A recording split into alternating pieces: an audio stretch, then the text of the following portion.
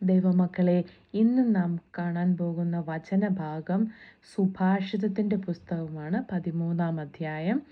അതിൽ പറയുന്ന നമ്മളുടെ വാക്കുകളും നമ്മൾ നിയന്ത്രണം പാലിക്കണം, നമ്മൾ എങ്ങനെ ജീവിക്കണമെന്ന് വ്യക്തമായിട്ട് സുഭാഷിതത്തിൻ്റെ പുസ്തകത്തിൽ കാണിക്കുന്നുണ്ട്. നമ്മൾ ചെയ്യുന്ന ഓരോ വാക്കുകളും പ്രവൃത്തികളും നമ്മൾ എങ്ങനെ ജീവിതത്തിൽ മുന്നോട്ട് സമ്പത്ത് സൂക്ഷിക്കും, എങ്ങനെ കരുതി വെച്ച് എങ്ങനെ മുന്നോട്ട് ജീവിക്കുമെന്നുള്ളതിനൊരു ഉത്തമ അധ്യായമാണ് സുഭാഷിതം 13-ാം അധ്യായം.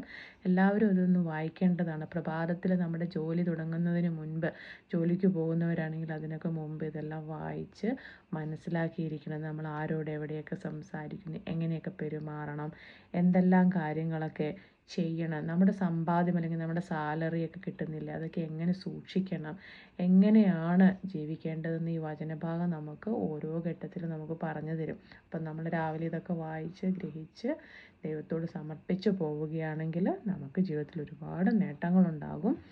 ഇതാണ് വചനം. സുഭാഷിതം 13-ാം അധ്യായം. വിവേകമുള്ള മകൻ പിതാവിൻ്റെ ഉപദേശം കേൾക്കുന്നു, പരിഹാസകൻ ശാസനം അവഗണിക്കുന്നു. ഉത്തമനായ മനുഷ്യൻ തൻ്റെ വാക്കുകളുടെ സൽഫലം അനുഭവിക്കുന്നു. വഞ്ചകന്മാർ അക്രമമാണ് അഭിലഷിക്കുന്നത്. വാക്കുകളിൽ നിയന്ത്രണം പാലിക്കുന്നവൻ തൻ്റെ ജീവൻ സുരക്ഷിതമാക്കുന്നു. അധരങ്ങളെ നിയന്ത്രിക്കാത്തവൻ നാശമടയുന്നു. എത്ര ആഗ്രഹിച്ചാലും അലസനൊന്നും കിട്ടുന്നില്ല. സ്ഥിരോത്സാഹിക്ക് സമൃദ്ധമായി ലഭിക്കുന്നു. നീതിമാൻ കാപട്യത്തെ വെറുക്കുന്നു. ദുഷ്ടൻ ലജ്ജയും അഭിമാനവും വെടിഞ്ഞു പ്രവർത്തിക്കുന്നു. സത്യസന്ധമായി പെരുമാറുന്നവനെ നീതി കാത്തുകൊള്ളും.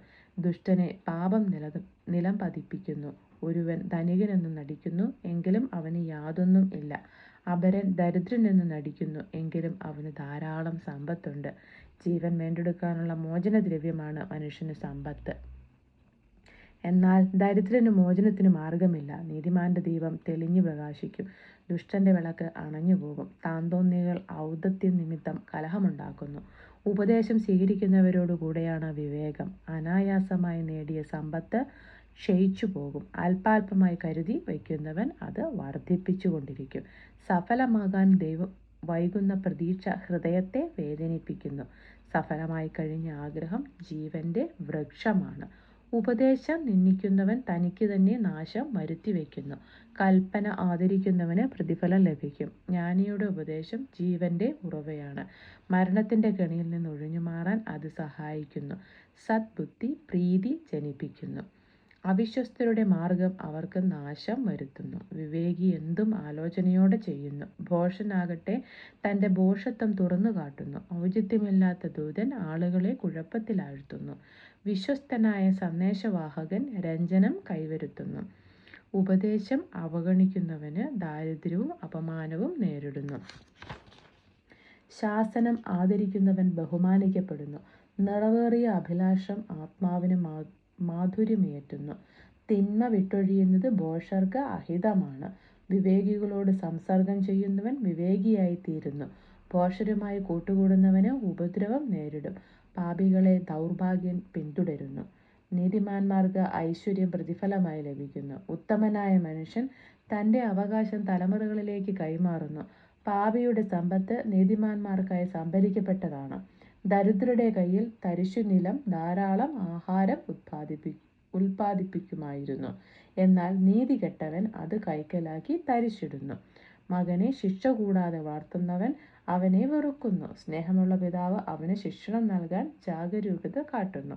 നീതിമാന് വിശപ്പടക്കാൻ വേണ്ടത്ര വകയുണ്ട്. ദുഷ്ടന് പട്ടിണി കിടക്കേണ്ടി വരും. ഈ വചനങ്ങളെല്ലാം നമ്മൾ എല്ലാ ദിവസവും ഈ സുഭാഷിതമൊക്കെ ഇരുന്ന് വായിക്കേണ്ടതാണ്. ഒരുപാട് കാര്യങ്ങൾ നമ്മളെ പഠിപ്പിക്കുന്നു. മനസ്സിരുത്തി വായിച്ച് ഇതൊക്കെ മനസ്സിലാക്കിയിട്ട് വേണം എല്ലാ ദിവസവും നമ്മുടെ ജീവിതം തുടങ്ങുവാൻ തന്നെ, നമ്മുടെ ഓരോ ദിവസവും തുടങ്ങുവാൻ തന്നെ. അപ്പോൾ നമുക്ക് ഒരുപാട് അനുഗ്രഹങ്ങളുണ്ടാകും.